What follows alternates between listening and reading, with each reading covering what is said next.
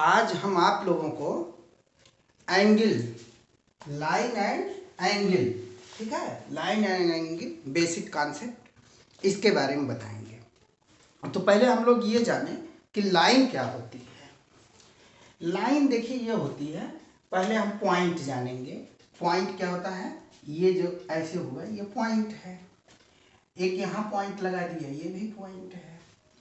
तो ये जो पॉइंट है, इस पॉइंट को अगर हम मिलाएं, और कैसे मिलाएं, इस पॉइंट को अगर हम मिलाएं बहुत शार्टेस्ट डिस्टेंस से। देखिए एक तो ऐसे भी मिल सकती है, ये देखिए दोनों पॉइंट मिल गए, लेकिन ये लाइन जो है यहाँ से यहाँ जाने में ज़्यादा डिस्टेंस ले रही है।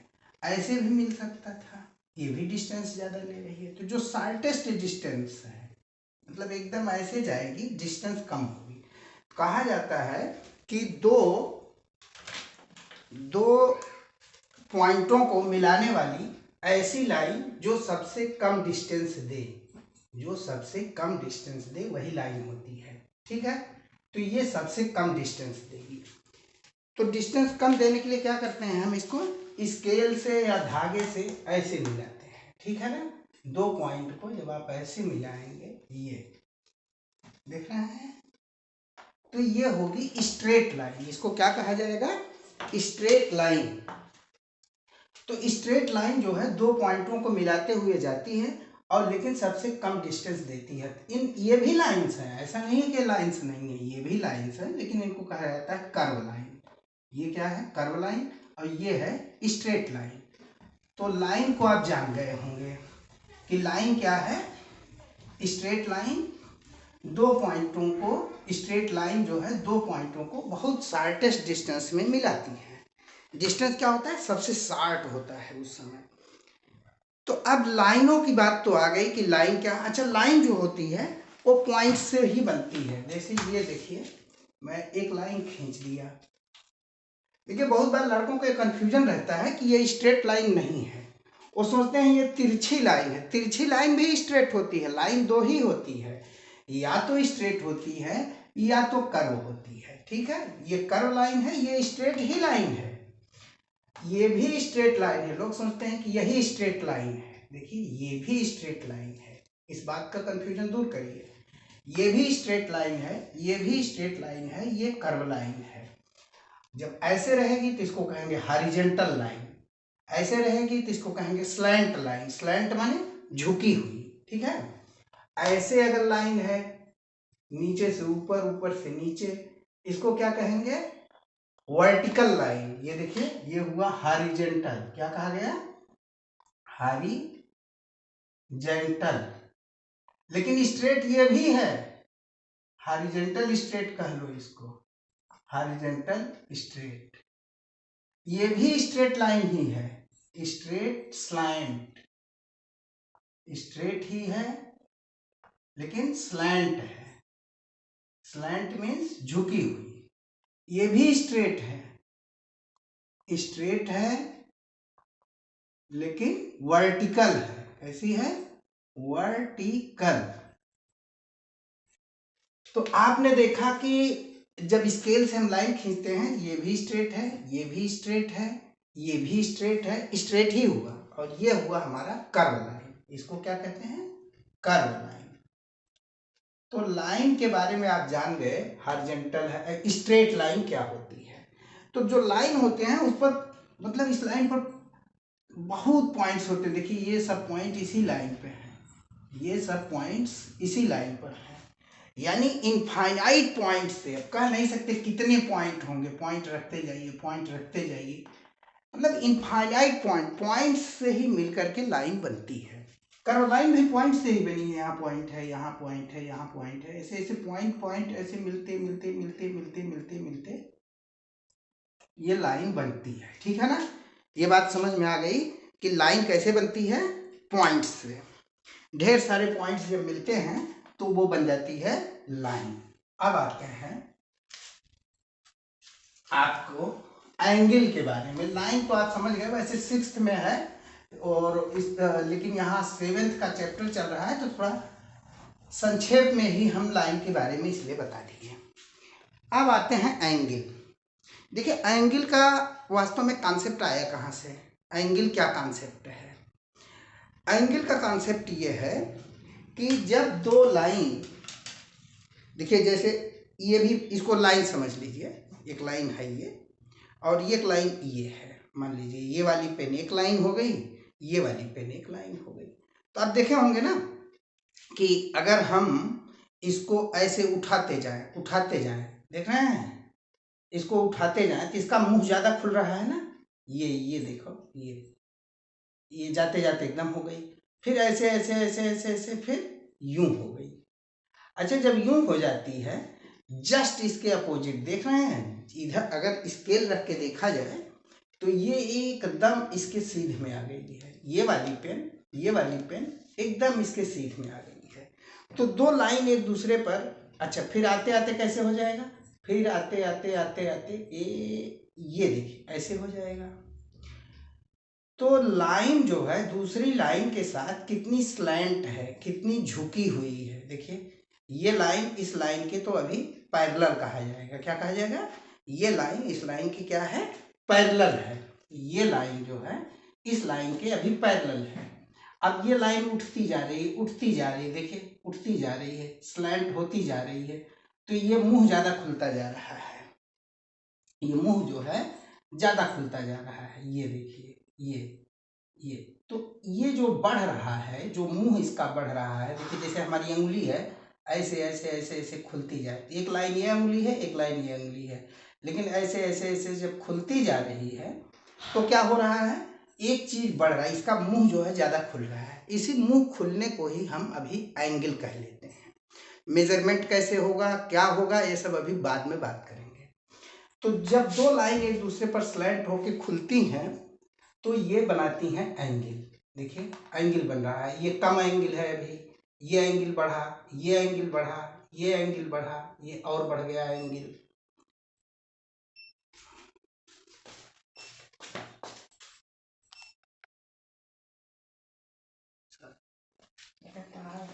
हाँ तो हम लोग जो है ये एंगल समझ रहे थे कि दो लाइन जब एक दूसरे पर स्लैंट होती जाती हैं तो एंगल बढ़ता जाता है, बढ़ते बढ़ते इतना बढ़ता है, फिर धीरे धीरे ऐसा भी होता है कि ये दोनों एकदम लाइन कहाँ आ जाती हैं, एक सीध में। जरा इसको अब ऐसे फिगर में देखते हैं, मान लीजिए कि एक लाइन ये है और दूसरी लाइन यहाँ से चल रही है, देखो दूसरी लाइन यहाँ से चली, तो एक बार देखिए इतना झुकी है, फिर और झुक गई, ये देखो इतना झुकी है, फिर देखो और झुकती गई, इतना झुक गई, ऐसे भी हो गई, एक कंडीशन ऐसे आएगी, ये देखिए ये एक लाइन है और ये दूसरी ऐसे चल रही है, ठीक है।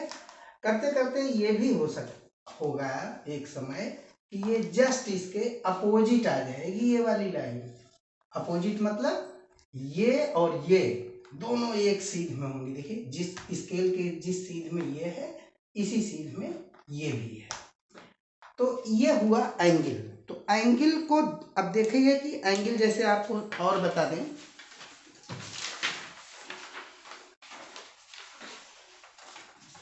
अब एंगल जैसे आप देखिए, एक एंगल ये है, ये भी एंगल है ना, नोक जैसे आपकी एरो होती है, एरो की नोक, एक एंगल देखिए ये है, यहाँ पे रखते हैं, देखिए ये है एक एंगल, ये है, तो ये एंगल आपको कैसा लग रहा है, ऐसे देखिए ये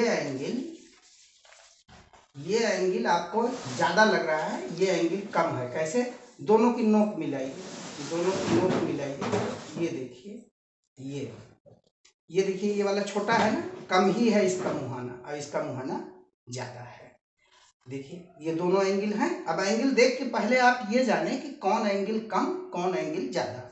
जो एंगल सिकुड़ा हुआ हो, जो एंगल कैसा हो, सिकुड़ा हुआ हो, देखिए इसका मुंह कम खुला है तो ये कम का एंगल हुआ, और ये क्या हुआ, इसका मुंह ज्यादा खुला है, ये ज्यादा का एंगल हुआ। देखिए ऐसे रख के इनकी लाइन से लाइन, एक लाइन को मिला देंगे तो दूसरी वाली लाइन ये पता लगेगा कि ये देखिए ज्यादा चौड़ा था, ये कम चौड़ा। जैसे इसी तरह देखो एक एंगल ये भी है, ये एंगल इससे बड़ा है, ये देखिए ये एंगल इससे बड़ा है। अच्छा एक चीज ये भी देखिए कि अगर ये दोनों छोटे वाले एंगल, ये जो दोनों छोटे वाले हैं, ये दोनों छोटे वाले मिला दें, दोनों छोटे वाले एंगल मिला दें हम, तो देखिए अब भी ये हैं, ये देखो दोनों छोटे वाले मिल जाते हैं तो ये वाला ढक गया। यानी हम ये कह सकते हैं कि ये दोनों एंगल मिला करके, ये दोनों एंगल मिला के इसके बराबर है। देखिए दोनों जब एक दूसरे से ऐसे मिला दिया मैंने, मिलाने के बाद अब नोक देखी तो ये इसको कवर कर ले रहा है। यानी हम ये कह सकते हैं कि ये बड़ा वाला एंगल इन दोनों छोटे वाले एंगलों के एडिशन के बराबर है। ठीक है, अब आगे आते हैं कि एंगल का मेजरमेंट कैसे हो, एंगल का मेजरमेंट कैसे हो, कैसे नापा जाता है एंगल। एंगल नापने का तो बेसिक आइडिया क्या है, इसके पहले हम थोड़ा सा आपको एक आइडिया देंगे कि 60 का एंगल क्या होता है या 90 का। चलिए 90 की ही बात करें, 90 एंगल कितना होता है। तो पहले देखिए एक चीज ये बताया था मैं आपको कि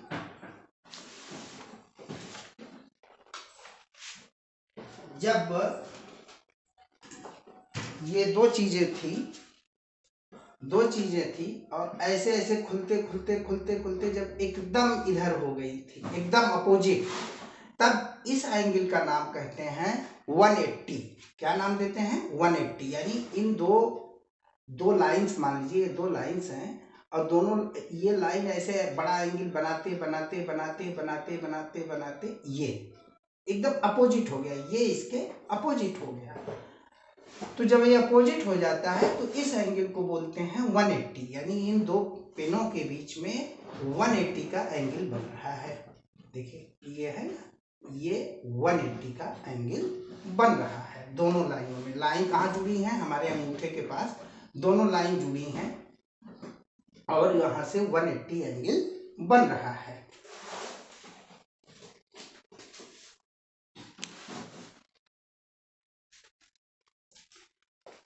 तो हम लोग एंगल में कुछ नामिक्लेचर हैं, उनको भी जान लें। नामिक्लेचर क्या होते हैं? जैसे एंगल में दो लाइनें होंगी, ये हो गई और ये हो गई। वास्तव में लाइन नहीं है। देखिए इनको आपके बुक में या वैसे मैथमेटिकल कॉन्सेप्ट में इनको रे बोलते हैं। रे क्यों बोलते हैं, लाइन क्यों नहीं बोलते, उसका कारण बता दे रहा हूं।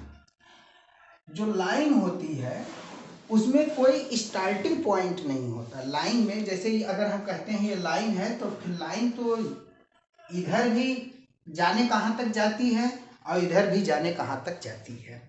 मतलब इनफाइनाइट तक इधर भी जाती है, इनफाइनाइट तक इधर भी जाती है, कहीं से स्टार्ट नहीं होती। लेकिन जब हम एंगल की बात करते हैं, तो यहाँ से इसको स्टार्ट कहते हैं कि यहाँ से स्टार्ट हो रही है और यहाँ से ये स्टार्ट हो रही है।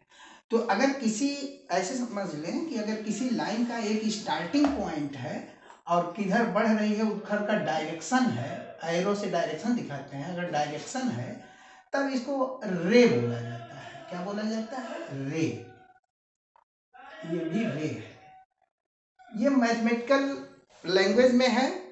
वैसे लाइन भी आप कह दें तो कोई गलत नहीं है, लेकिन आपके मैथमेटिकल लैंग्वेज में अगर रे आए तो इसका मतलब समझना कि इसका एक स्टार्टिंग पॉइंट है। यानी एक जगह से स्टार्ट होगी, लेकिन खत्म कहाँ होगी ये नहीं है, इधर की ओर अब चली चली चली जाएगी। स्टार्ट पॉइंट होगा, जिसका एक स्टार्ट, जिस लाइन का एक स्टार्ट पॉइंट हो उसी को हम क्या कहते हैं, जिस लाइन का एक स्टार्ट पॉइंट हो उसको हम कहते हैं रे। तो एंगल रे के बीच ही मेजर किया जाता है। किसके बीच में? रे के बीच में। ठीक है, लाइन के बीच में भी होगा, लेकिन पहले समझने के लिए हम रे से शुरुआत करते हैं। ठीक, तो एक रे ये है, एक रे ये है, और ये जो जहां दोनों मिली हुई हैं इसको कहते हैं वर्टेक्स। इसको क्या कहा जाता है? वर्टेक्स। ये जो नोक है यही है वर्टेक्स। ठीक है, ये जो नोक है यही है वर्टेक्स। और इसको रे 1 कह सकते हैं, इसको रे 2 कह सकते हैं। जैसे जैसे रे 2 ज़्यादा स्लाइट होती जाएगी वैसे वैसे ये एंगल बढ़ता जाएगा। एक समय ऐसा आएगा कि ये जो है जस्ट इसके अपोजिट साइड पहुंच जाएगी। कौन पहुंच जाएगी? रे 2। जो रे 2 है, अब ये वर्टेक्स अभी देखिए यहीं है, वर्टेक्स अब भी यही है। ऐसे होता तो वर्टेक्स यहाँ रहता।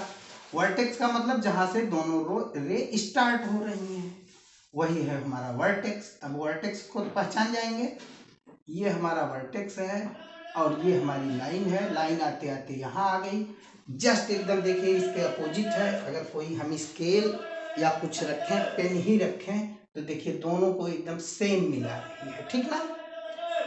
अब हम अगले वीडियो में आपको बताते हैं कॉन्सेप्ट ऑफ 90 एंगल। तो इसका नाम क्या होगा? 180। इसी एंगल को हम क्या कहते हैं? 180। 180 एंगल यानी किसको कहते हैं? जब दो लाइन या रे ही कह लीजिए, जब दो रे जस्ट अपोजिट होकर एक लाइन में आ जाए। जब दो रे जस्ट अपोजिट होकर, जैसे यही है, देखिए ये अब अपोजिट हो गई ना, एकदम ये इधर है, ये इधर है, जस्ट अपोजिट में जब आ जाए तो उसे कहते हैं 180। तो इस एंगल का नाम होगा 180, ठीक है। इसको अभी वीडियो लंबा ना हो तो यहीं रोक रहे हैं, फिर अगले वीडियो में अगली बात बताते हैं, ठीक है।